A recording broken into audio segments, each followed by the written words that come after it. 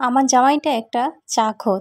সেই চাখরের সাথে থাকতে থাকতে আমিও যে কখন চাখর হয়ে গেলাম সেটা বুঝতেই পারলাম না। হ্যালো এভরিওয়ান, কি অবস্থা সবার, কেমন আছেন? আশা করছি সবাই অনেক অনেক অনেক ভালো আছেন। আল্লাহর অশেষ রহমতে আমরাও অনেক ভালো আছি। সকালবেলা ঘুম থেকে উঠেই নাস্তা বানানোর পাশাপাশি আমাকে চা বানাতে হয়, কারণ আমার হাজবেন্ডের সকালটাই শুরু হয় চা দিয়ে। চা যেহেতু বানাতেই হয়, সো আমার জন্যও বানিয়ে নেই। আচ্ছা, একটা কথা, আমার মতন এরকম কড়া লিকার দিয়ে দুধ চা কে কে খেতে পছন্দ করেন, একটু তাদেরকে দেখতে চাই। আমি কিন্তু এই দুধ চায়ের মধ্যে সব রকমের গোটা মশলা ব্যবহার করি। এলাচটা একটু যদি থেতো করে দেন তাহলে কিন্তু এই ফ্লেভারটা আরো দ্বিগুণ বেড়ে যায়। চা বানাতে বানাতে এমন একটা অবস্থায় হয়ে দাঁড়িয়েছে যে অন্য কারো চা এখন আমার কাছেও ভালো লাগে না, আমার হাজবেন্ডের কাছেও ভালো লাগে না। আমি কিন্তু অনেকটা সময় নিয়ে চা বানিয়ে থাকি, আর অনেকটা সময় নিয়ে চা বানিয়ে ওই চাটা আপনারা খেয়ে দেখবেন অনেকটাই অন্যরকম লাগে। যদি ফুল রেসিপি আপনারা জানতে চান তাহলে আমাকে অবশ্যই কমেন্ট করে জানাবেন, আমি একদিন হলেও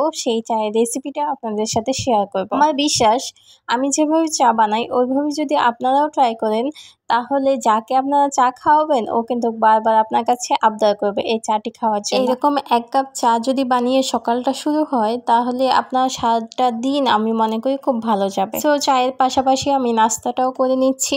নাস্তাটা করেই সংসারের সব যাবতীয় কাজ এখান থেকে স্টার্ট করি। আমি আপনাদের সাথে ছোট্ট একটা ব্লগ শেয়ার করেছি, সো আশা করছি এই ব্লগটি আপনাদের কাছে ভালো লাগবে। আর ভালো লাগলে কি করতে হবে, আমার পেজটি একটু ফলো দিয়ে রাখবেন, পাশে থাকবেন সব সময়। আপনাদের সাপোর্ট আর ভালোবাসা পেয়ে অনেক দূর এগিয়ে যেতে চাই, কাউকে দেখিয়ে দিতে চাই যে আমিও পারি। সেই দেখিয়ে দেওয়ার জন্য আপনাদের সাপোর্ট আর ভালোবাসা খুব প্রয়োজন। দেখা হবে অন্য কোনো ভিডিওতে। আল্লাহ হাফেজ।